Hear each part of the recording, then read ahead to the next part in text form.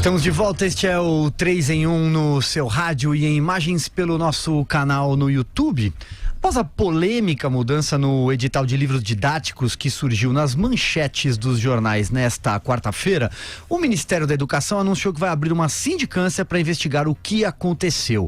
Segundo o Estadão, o portal do jornal Estado de São Paulo, a pasta trabalha com duas possibilidades. A primeira, de que funcionários poderiam ter tirado partes do texto para boicotar o atual ministro da Educação, Ricardo Belles Rodrigues. A outra é que teria ocorrido um equívoco de algum servidor que mandou o link, o endereço do edital para o Diário Oficial. Já o governo informou que o edital estava pronto e datado do dia 28 de dezembro, portanto, da gestão anterior de Michel Temer. Porém, a publicação no Diário Oficial aconteceu no dia 2 de janeiro, quando Bolsonaro já era presidente. E o MEC, o Ministério da Educação, divulgou uma nota dizendo que, abre aspas, erros foram mesmo detectados no documento. Vera Magalhães, o que você apurou? Você estava no telefone apurando com suas fontes pouco antes do 3 em 1 começar, que eu flagrei nos corredores da Jovem Pan. Sim, estava falando com fontes ali que tem trânsito no MEC e que disseram que o que circula lá é que realmente teria havido algo próximo de uma sabotagem, uma tentativa de desacreditar o ministro feita no Fundo Nacional do Desenvolvimento da Educação. Portanto, depois que o processo saiu do MEC. Isso já tinha aparecido em notas na imprensa, a Folha de São Paulo publicou, depois o Estadão, e agora as fontes com quem eu falei trabalham com esta possibilidade. Tudo isso vai ser alvo de um inquérito. Ainda assim, Silvio, é algo que foi discutido, esse edital, na equipe de transição. A equipe de transição estava dentro do MEC com designações, pessoas nomeadas desde o início de dezembro. Houve 17 reuniões entre as duas equipes. A equipe que saiu do governo Michel Temer e a equipe que entrou do ministro Belles Rodrigues. Portanto, não houve nenhuma decisão que tivesse sido feita à parte e da qual o futuro governo estivesse alheio.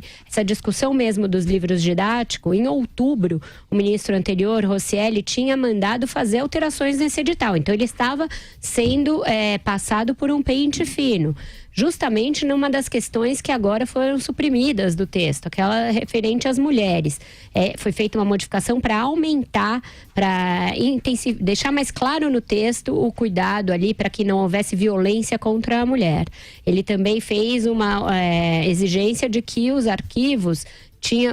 livros tinham de ser acompanhados de arquivos de áudio. Então, isso foi uma das modificações feitas em outubro. Então, o ministro anterior, ele tem todo o histórico do que foi feito. Bolsonaro também se apressou a ocupar a gestão anterior para tirar do colo dele a responsabilidade. Acontece que atos publicados no Diário Oficial a partir da posse são de responsabilidade do governo que entra. Os atos são de responsabilidade, portanto, da equipe do Bolsonaro. Assim como ele falou que reveria atos do governo Temer em grande escala, em todas as áreas, iria rever contrato, poderia ter revisto esse edital. Não o fez. O ministro não o fez. E como que veio a público aquele monte de absurdos que estava naquele edital? Por meio da imprensa. O Estadão e a Folha, em diferentes reportagens, abordaram diferentes aspectos bizarros daquele edital. A repórter do Estadão, que fez que deu o furo quanto à inexigibilidade de fontes e também de correção de erros, pasmem, é a mesmíssima que detectou a fraude lá atrás no Enem, na gestão do Fernando Haddad. Ela ganhou um prêmio Écio, ganhou o prêmio Estadão por essa brilhante reportagem em que ela mostrou uma fraude antes mesmo dela acontecer. Portanto, prestou um relevante serviço e desgastou bastante o governo do PT na época. Portanto, quando o presidente vai ao Twitter e atribui à imprensa a responsabilidade pelo episódio, tentando fugir da própria responsabilidade e passá-la para o governo anterior, deveria ver que foi graças à imprensa, ao alerta da imprensa, que um edital que era uma lambança e que iria condenar a educação brasileira ao retrocesso foi descoberto e pôde ser revogado, aliás, como eu cobrei aqui ontem que fosse, revogado imediatamente, foi revogado no mesmo dia, isso foi correto, que agora se apurem as responsabilidades. E aí, Joel? Pois é, o governo Bolsonaro, o ministro, o próprio presidente deveriam agradecer isso sim a jornalista que trouxe isso, né? Em vez de ficar com acusações, dizendo não, está contra a gente, foi o governo anterior. É uma lambança que eles fizeram. A partir do momento que você publica algo no Diário Oficial, pô, é sua responsabilidade. Publicou algo que não sabiam o que era, portanto.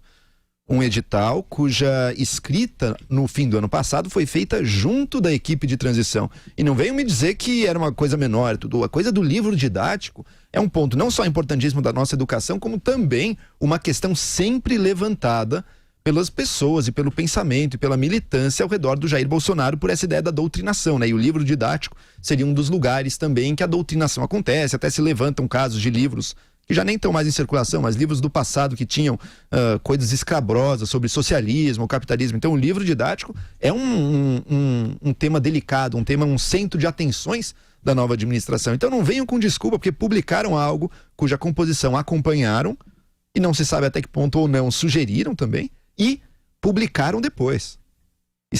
Tomaram a decisão, o ministro tomou a decisão de publicar aquilo. Então sim, é responsabilidade dele, e graças a repórter que fez esse furo, descobriram a lambança, descobriram a patetada que estava publicada ali e voltaram atrás. É uma pena que o governo Bolsonaro, até agora, na sua relação com a mídia, tenha adotado essa postura tão defensiva e tão reativa. É o papel da mídia mostrar, expor, apontar o dedo para o que está errado. E o governo corrige aí, e isso é parte do jogo. O ministro Santos Cruz tinha dado ali outro dia uma declaração mais na direção correta, né? De que, claro, é boa essa interação com a mídia, é boa essa abertura com a mídia, justamente para permitir esse tipo de coisa. Agora, da parte do presidente, infelizmente, a gente vê cada vez mais uma postura muito reativa, muito fechada e muito defensiva, como se fossem um monte de pessoas querendo acabar com ele, quando não. Uma jornalista que, inclusive, já mostrou escândalos do PT aí no passado, então não tem nada dessa fantasia. Lembra da fantasia do Maduro sobre a guerra mundial travada contra ele?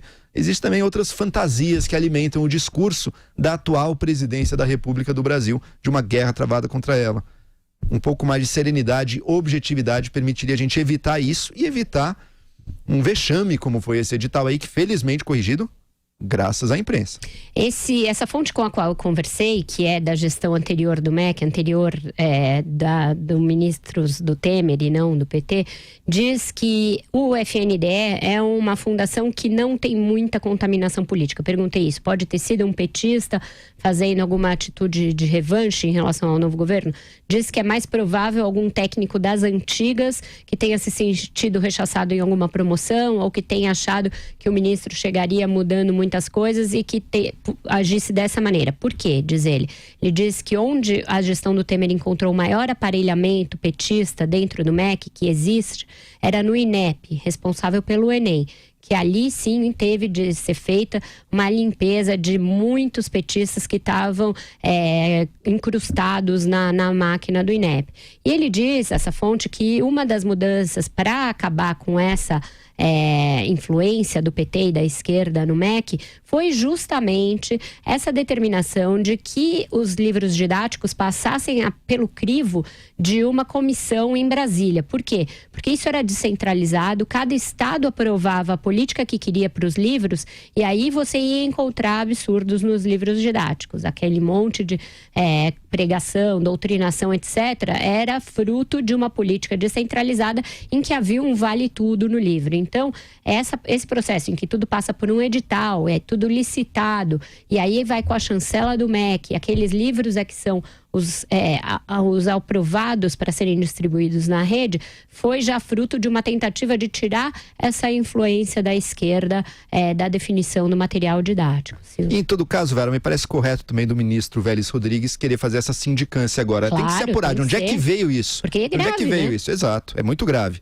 É uma sabotagem, um erro técnico. E se erro técnico, responsabilidade de quem também? Se foi sabotagem, é crime. É crime, exato, né? exato. É crime, precisa ser muito bem apurado. Exato. Grave. E é uma sindicância fácil de você verificar, porque todos esses processos em que você mexe em minutas de decretos, de leis, de enfim, normas, editais, fica a sua assinatura eletrônica.